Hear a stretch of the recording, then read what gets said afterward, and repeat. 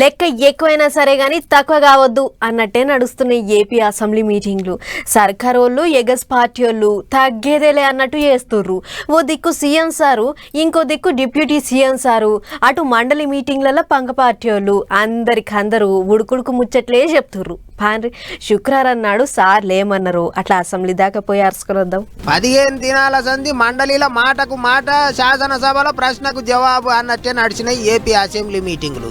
అట్లిట్లా public కు బాగా ముచ్చట్లే చెప్పుకొచ్చిండ్రు leader సాబులు. శాసనసభ మీటింగులల్లో ఎమ్మెల్యేలతో కలిసి కూకొని CM sir, deputy CM sir కూడా ముచ్చట్లు చెప్పిండ్రు.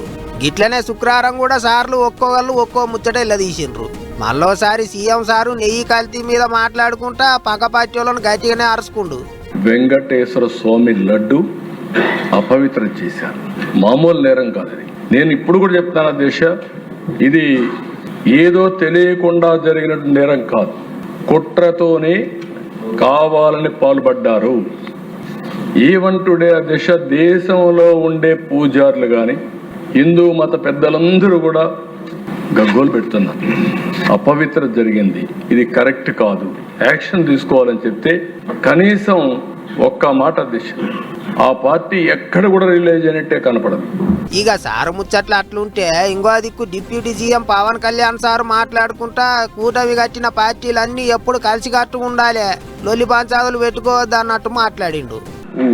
నేను పార్టీ పరంగా అన్ని తగ్గి అన్ని రకాలుగా ఎందుకు పెట్టానంటే, ఇది నేను పార్టీగా గెలవడం కంటే కూడా నేను ఇండివిజువల్గా సాధించడం కంటే కూడా నేను కోరుకుంది 5 కోట్ల మంది ప్రజల ఆకాంక్షల్ని, ఆశయాలని ముందుకు తీసుకెళ్లాలని ఒక నా తపన.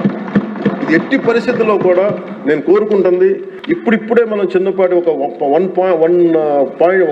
పాయింట్ అభివృద్ధి చూసాం మనం ఇప్పటికి. ఇది ముందుకెళ్ళాలి, ఇంకా మన ఆకాంక్షలు, ఆశయాలు ముందుకు తీసుకెళ్ళాలి అంటే ఇది మనలో ఉన్న ఏమన్నా సరే చిన్న చిన్న సవరణ ఏదైనా చేసుకుంటే అందరం ముందుకెళ్ళాలి. ఈ ప్రభుత్వానికి, ముఖ్యమంత్రి గారికి బలంగా నిలబడాలని మనస్ఫూర్తిగా కోరుకున్నాను అధ్యక్ష. కాదన్నట్టు పెద్ద సార్ల ముచ్చట్లు అట్లున్నాయి. అటు మండలి మీటింగులల్లా అంగన్వాడీ సమస్యల మీద, జీతాలు పెంచే ముచ్చట మీద సర్కారోళ్లకు పక్క పార్టీ వాళ్లకు పంచాది నడిచింది. నిన్న మొన్నటి దాకా పానం బాగలేక ఆరాం చేసిన బొత్స సారు మళ్ళా మీటింగులకు వచ్చిండు. అందుకే ఉడుకుడుకు నడిచిన ఈ ముచ్చట్లు. అంగన్వాడీల జీతాలు పెంచాలని ప్యాన్ పార్టీ వాళ్ళ సర్కారు ఉన్నప్పుడే నిర్ణయం చేసిండ్రట. దాన్ని ఇప్పుడు కూటమి సర్కారు అమలు చేయాలి అన్నట్టు మాట్లాడిండు బొత్స సారు.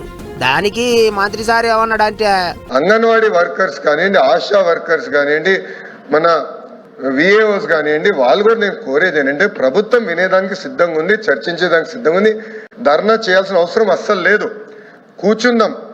మేము ఎవరిని అరెస్ట్ చేయలేదు, ఎవరిపైన కేసులు పెట్టలేదు, పెట్టాల్సిన అవసరం లేదు.